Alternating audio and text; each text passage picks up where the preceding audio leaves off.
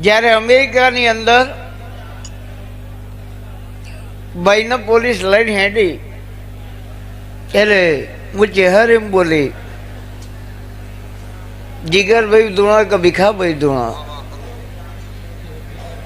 કામ મારા ચહેર ન કરવાનું. 8 દાડા 8 કલાક નહીં, 8 મિનિટની બાધા.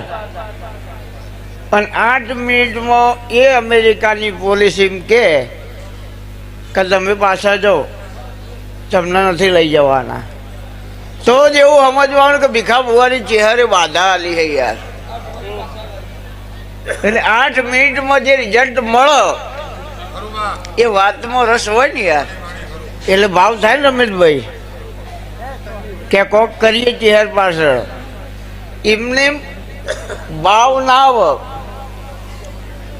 અવાજ ઓછો કરજો ભાઈ, મહેરબાની કરી રહો, નકર મગજ ફેલ છે આપણું. હો બધું ભાઈ પાછળ અવાજ ના કરશો.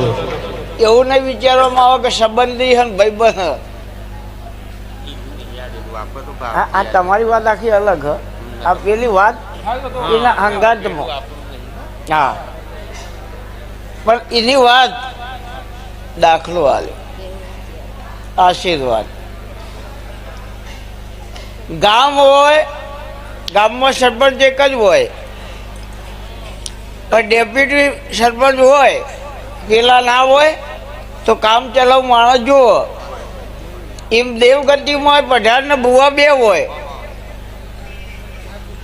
બુવાજી આગા પાછળ પઢારથી કામ થઈ જાય. પદવી પઢારની ઊંચી, બુવાજી કરતા લેવલ પઢારનું આગળ, બુવાજી પછી. રબારી સમાજમાં પઢાર ધોણા નહીં, એ સેવા કરે. રીતભાતની બધી ખબર હોય, ભુવાને ખબર ના હોય. અને બીજા સમાજમાં કે અમારે પઢારનો માતા કેમ નહીં આવતી, અમારે આડો ડખો પડ્યો. એટલે ડખો ના કહેવાય યાર, પઢાર ધૂણો જ નહીં, બહુ જ ધૂણો યાર હોય. એટલા બધા ધૂણો. પણ હું ભીખાની માતા ધૂણતી હોઉં, આ ભૂલ ચડી ગયો, મારો કૈલાસ માનસરોવરમાં વરાઈ જાય. આપણે ઢુકડો ફાવતું નહીં. કાશીમાં તો હોવું ના વહોણે, એમાં આપણે ઓળખાઈએ ના. આપણે કૈલાસ માનસરોવરમાં રસ. આશીર્વાદ, આશીર્વાદ. ઘણા પૈસા ખર્ચી અને દુઃખ વળતા હોય. How are you mister Patel? Your health is very nice. Any problem? No problem, only for happy happy. હા, શું કરવાનું કે ઇંગ્લિશમાં? ફ્રાઈડે. યસ, આશીર્વાદ. Friday is my birthday. હા, એટલે મારો ચિહરનો જન્મદિવસ. આશીર્વાદ. તમને જેવું આવડે એવું કરજો, મને આવડશે એવું હું કરે. અને વાયુ હોય અને ઉગના તો વાબુ એ ન કોમું હો. અને વાવશે એવું જગા ના ઉગે તો મારું નામ ચેહર ના કહેવાય. વ્યવહાર તો હાલે મેલે જ રે યાર. લુખો લાટ ને ખબર પછી કોઈ ના થાય. આશીર્વાદ, આશીર્વાદ. આ પટેલનો દીકરો જગા બહુ મહેનત કરતો હતો હોય, રવિવારે સેવા કરતો હતો. ભીખા બુવાની નજરમાં આવ્યો એટલે બુવાજીએ બોલાવ્યો કે અમાય ભાઈ ક્યાંથી આવું? કે માતાજી પુંધરાનો પટેલ. હું કીધું યાર પટેલો છોકરો આટલી બધી મહેનત કરે, માતામાં રસ હોય કે હા? તો જ્યાં કાયદેસરના વિઝા ના આલું તો મારું નામ માતા નહીં યાર. તો એ મેં મોકલ્યો હો એટલે કરીએ સેવા તો મળે મેવા ન કરે એવા ને એવા.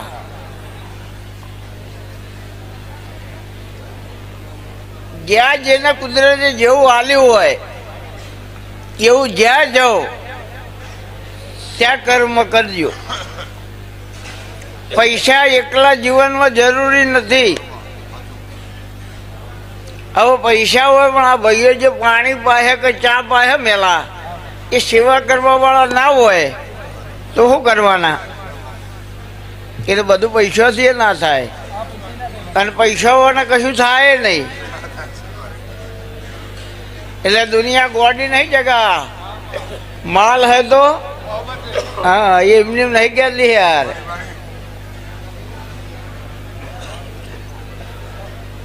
આશીર્વાદ. પૈસા ખર્ચીને દુઃખ કેવી રીતના વરાય? મને એમ આવે છે કે ઘણા લોકો પૈસા ખર્ચીને દેવ દુઃખ ઓરે. કઈ રીતના? તમે ચેહર માતાને માનો સરસ, મેરડી માને માનો સરસ, તમને જે દેવમાં રસ હોય એને માનો, કોઈ વાંધો નહીં. પણ એનું ટેટુ દોરાઈને તમારા શરીર ઉપર ના દોરાવશો. કેમ? મરવાનું હોય નક્કી. અને આપણે મરી જઈએ એ દાડ એ ટેટુ આપણો હંગાત હોય એટલે તમારે ભેગી માતાએ બળ. એટલે પૈસા ખર્ચીને દુઃખ વનવાર્યું કહેવાય. એટલે તમને કુદરતે આપ્યું હોય, તમારો ભાવ હોય તો હોનામાં બનાવો, ચોદીમાં બનાવો, તમારાથી અલગ જઈએ કે એવી વસ્તુ ધારણ કરો. કોઈ માતાજીના ફોટા હાથ ઉપર દોરાઈએ તો જ સાચી ભક્તિ ના કહેવાય. ઓય રાખો યાર, એ ભાવ સાચો હોય. લે જગા ફૂલ ચડી ગયો મેલા. રમેશ, રાજુ, બાબુ, ધમાર હું ચેહર ધૂંઢ દેવું તો આ ફૂલ મેં એકલા જ ચડાયો નહીં. મેં ચેહર એકલીએ નહીં ચડાયો. મારા જોડી કોક તો મારી બુનો આવી છે ને અને અમે બધી માતા ભેગા થઈ અને આ ફૂલ ચડાયો. હવે આ ફૂલ મકવાણાની માતા એ લઈ લીધો એવી શું ખબર પડે? તો દેવજી એક બે નહીં, મિનિમમ 15 માતાઓ આ સભામાં ધૂણવા આપી જોવું તો એમ માનવાનું કે મકવાણાની માતાએ ફૂલ લઈ લીધો.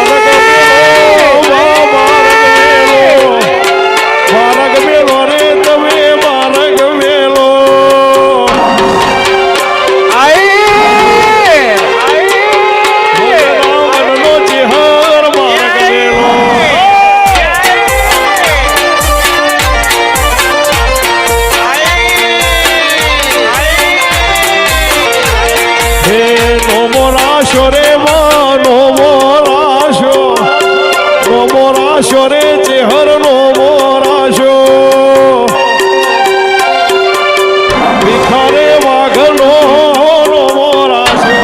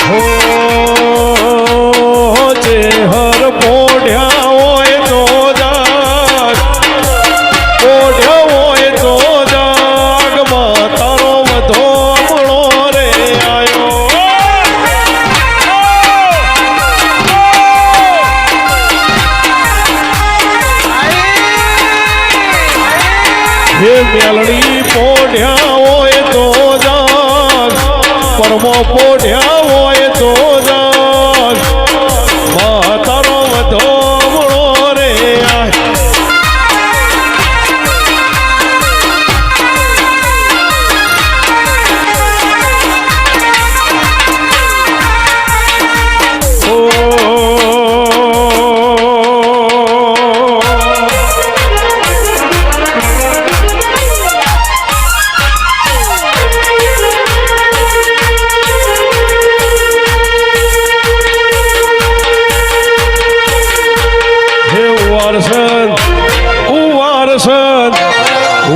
વારસદ સોને મળેલો દરબાર બેઠી ભીખા વાઘની ટાઈગર ચેહર સરકાર